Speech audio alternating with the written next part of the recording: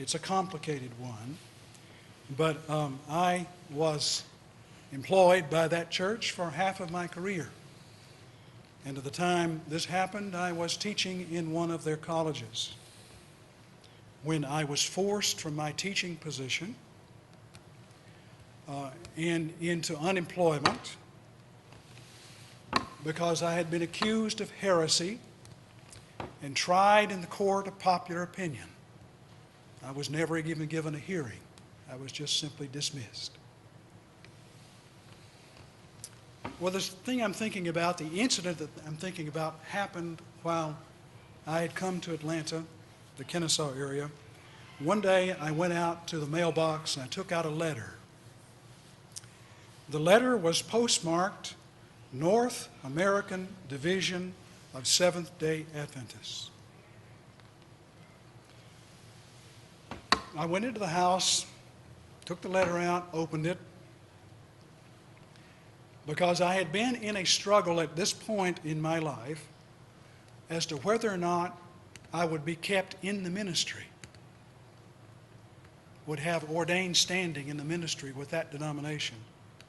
Already I'd been pushed out of the teaching position.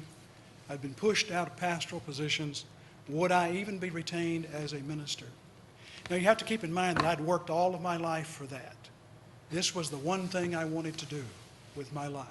And that had been true since I was age 17, like Joseph. I opened the letter. I had appealed to the authorities in Adventism to grant me this ordained standing, to keep it at least. And I opened the letter, and here is what I read.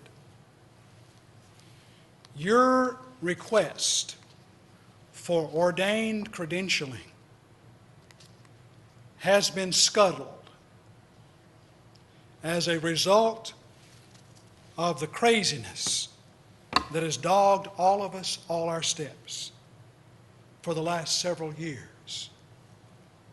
I'm sorry. In that moment, I was no longer in the ministry. I was cast out. I had lost it all. A 9-year-old battle ended that day, and I was defeated. Rage and anger, such as I'd never felt, welled up within. Bitterness, because there was no appeal. This was the higher authority. There was no appeal. I was thrown out. But what I didn't know that day was that the minute I opened that letter began a recovery that was so awesome that it takes my breath away to this day. Because in the aftermath of that, I came to you, the disciples.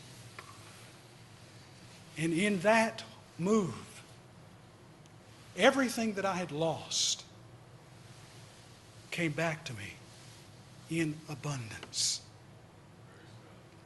And I can say today, from the perspective of several years, that the Adventist Church's decision to reject me was the best thing that ever happened to me. Because I'm free today. Free today. Like Joseph, our congregation has experienced several pivotal setbacks. I think many of us here look back nostalgically upon the days we had together. And you remember the heavy equipment tearing down walls and scraping out this, and the flood we had coming in. We had to redo the basement and everything, and our having to meet in the fellowship hall and rebuild and redesign the structure. And you remember the reason why we did it? Because we were running out of parking spaces. We were not able to accommodate everyone who wished to be here on worship on Sunday morning. And you did that. You did that. We did that. We refurbished all of this and made it made it what it is today. One year back then, we topped 100 in worship every Sunday except, would you believe it, the last Sunday of the year. 99 that day. And I kept looking around. Surely there's something around here that we could count that's moving, that could be counted in attendance and get us over that 100 mark. That year we averaged 118 every week in this sanctuary. One Sunday we had 243 people here. There were so many people here we couldn't fit them in the sanctuary. We had to have a television screen downstairs and have an overflow room down there. Another time we had 188. Well, we look around today and we say to ourselves, what happened? What's going on? The story of Joseph. Bring us back to that. The story of Joseph tells us that through the mighty power of God, these setbacks can be transformed into triumphs. By the grace of God, we will rise again. In the meantime, as we wait for that grace to come into our lives, for it will come, there are some things that we can do. You'll see them on the screen. Some things that you can do. Number one, attend worship regularly.